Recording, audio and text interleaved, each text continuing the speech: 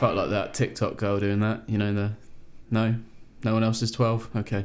What's going on, guys? It's Harry from whippedcreamsounds.com, and in today's video we're going to be using the free synth Vital to create a synthwave bass patch. Very 80s sound, so it's cool. Let's get into it. Just before we dive into this video, there's a full written tutorial over on the website which you can use to go at your own pace. It's got a step-by-step set out with different diagrams, audio examples, and all kind of great stuff like that. You can also grab the free synth presets for Vital. That includes a bass, a chord, some leads, and some other things as well. And it also includes the MIDI that is in the demo that I used in this tutorial, including the drum loop as well. So if you want to go grab that, it's all over on the website. Link is in the description. We have a ton of other free downloads over there as well, so be sure to make use of it. So like I said, this is a very 80s sound, so we're going to be using stuff that we'd commonly find in the 80s. So we're going to be using very basic saw,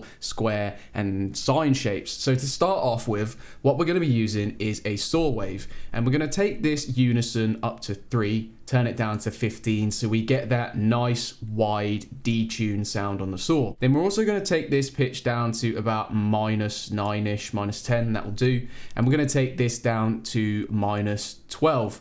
Now what this will do, this will give us some bass frequencies in the saw wave to make it sound low like a bass, and it will also give us some detune with our other oscillators that we're going to turn on, so it gives some more detune to the already unison detune we have over here. Then we're going to take filter over here and we're going to pop it to filter 1 and 2, and we'll do some filter stuff later on. Next thing you're going to do is you're going to pop on the second oscillator, and we're going to go over to basic shapes, and we're going to click the little X here and then pull this up to a square wave.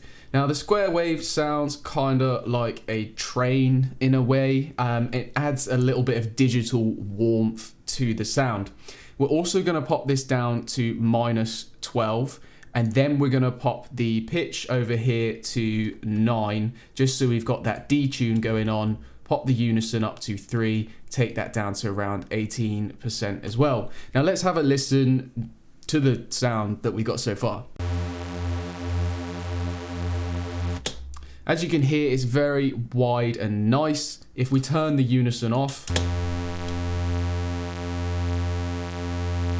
we've still got that detune happening over there with this -10 and 7 cents, but it's not wide like a synth wave bass is. It's not encompassing your ears, and that is where the unison comes really in handy. Then we're also going to pop this filter to filter 1 and 2, and we're going to turn on our third oscillator, go to basic shapes, and choose that sine wave there. We're then going to take this sine wave down to -24, and this is just going to act as a sub for our bass, so we have the low end frequencies coming through. Then we're going to take this one also through filter 1 and 2. We're going to leave the unison the same. We're also going to leave the phase the same, and then let's just have a listen with everything we've got so far.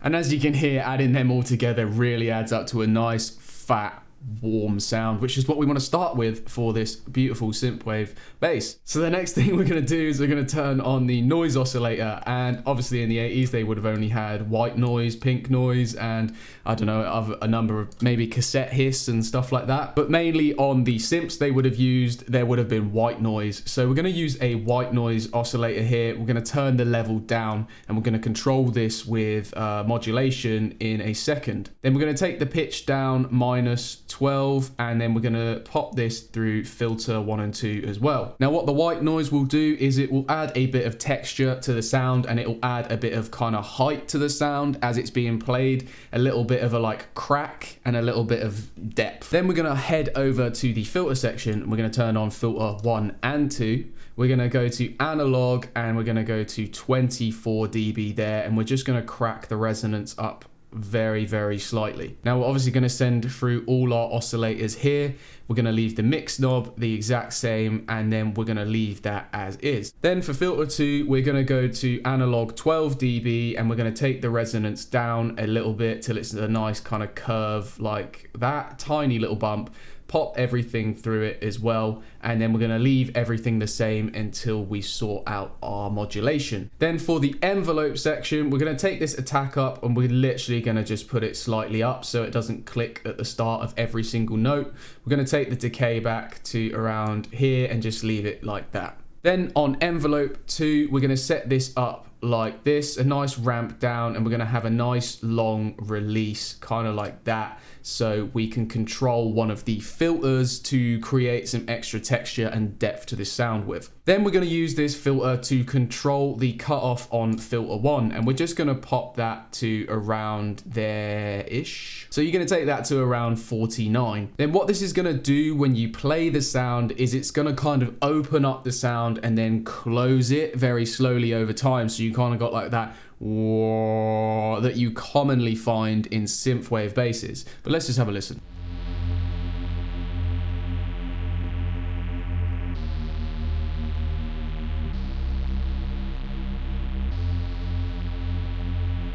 And as you can hear, it's kind of like opening the filter and then closing it a bit. I'm going to take the decay back a bit, actually. I'm going to probably take it back to around here-ish.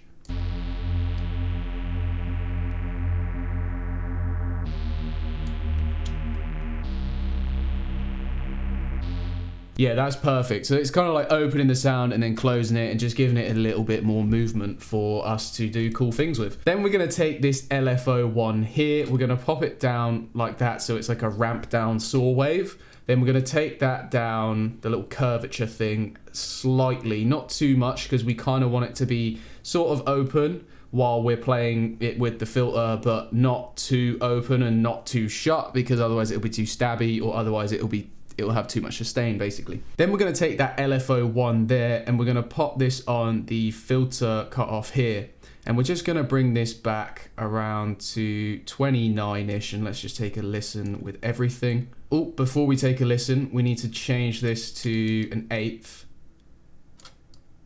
and then we're going to be using triplets for this. The reason we're going to be using triplets is because we want a sound rather than a dun dun dun dun dun. So let's just take a listen to how it sounds right now.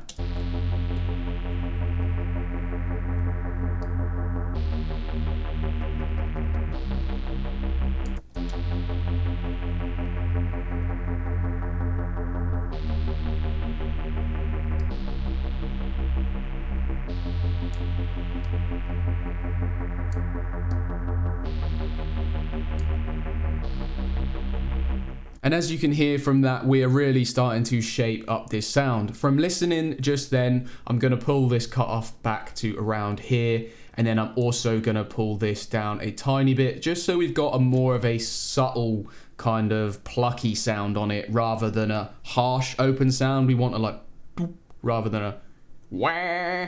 So let's play it again and listen with the lower cutoff now.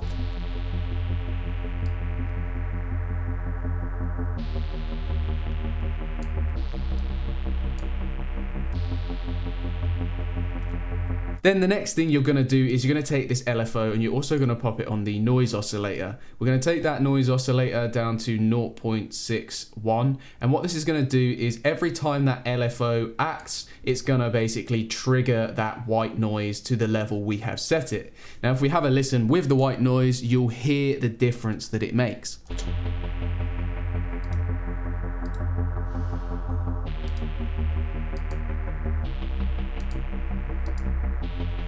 It adds something so minuscule, but in the grand scheme of things, it's actually a lot to the texture of the sound, and it just makes it sound a lot more analog within a digital synth that we're using. Then we're also going to take this LFO one and do some final modulation just to put the cherry on the cake with this drive down here. What that's going to do every time that hits in, it's just going to increase the drive as well, and it's just going to add a little bit of crunch.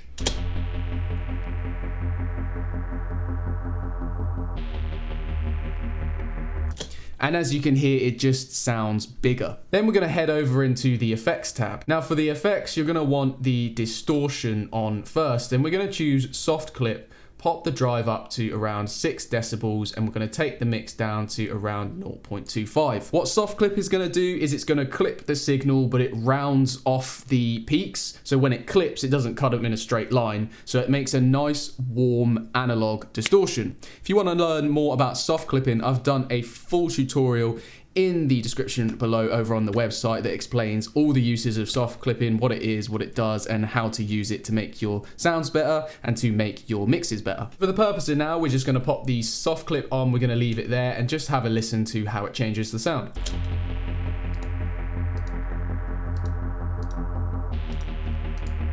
It just adds a lot more crunch to it, just makes it much more distinguishable as well, and it just sounds cool. Then we're going to turn on the filter, and what we're going to do with the filter is we're going to take the mix down to around 80%. Now what this is going to do is it's going to give us a slight mix of the low pass filter here, but also allows some of those highs in.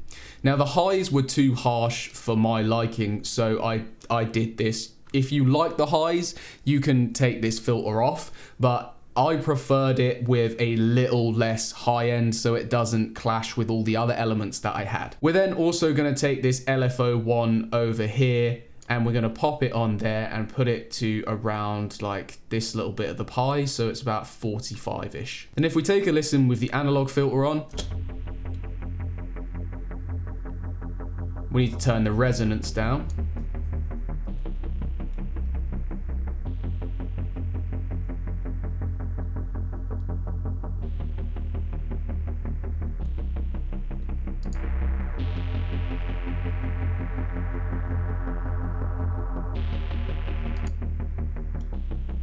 And as you can hear, it just sounds way too harsh without that on, and the mix knob allows those highs to come through, but allows them to not be too overpowering. And then we've got a really nice kind of whoop, whoop, whoop, whoop, whoop sound that we wanted. Then the next thing we're going to do is we're going to pop a chorus on this, and we're just going to take it all the way below past the filter.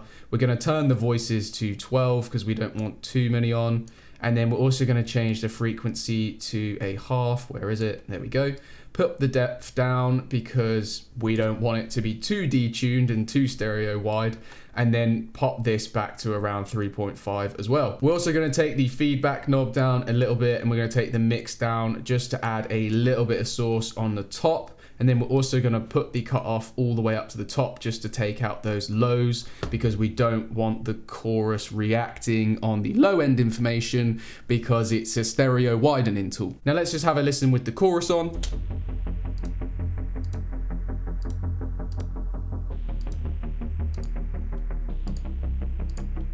Now if we listen with everything in context, we get a really nice 80s style sound.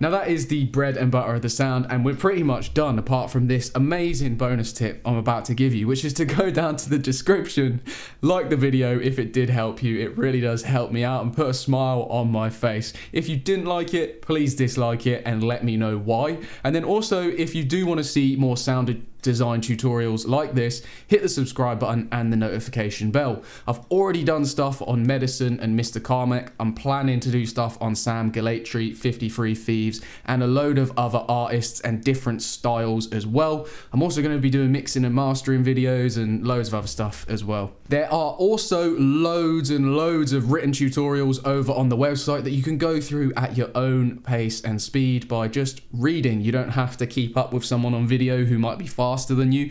So if that tickles your fancy, they're all over in the description below as well. Everything is free, no courses, nothing like that. However, if you do buy through some of the links on the website, I may receive an affiliate commission, which isn't usually very much, but it helps me survive. Anyway, now that's all out of the way. Thank you so much for watching and staying with me on this channel. We're almost at 100 subscribers.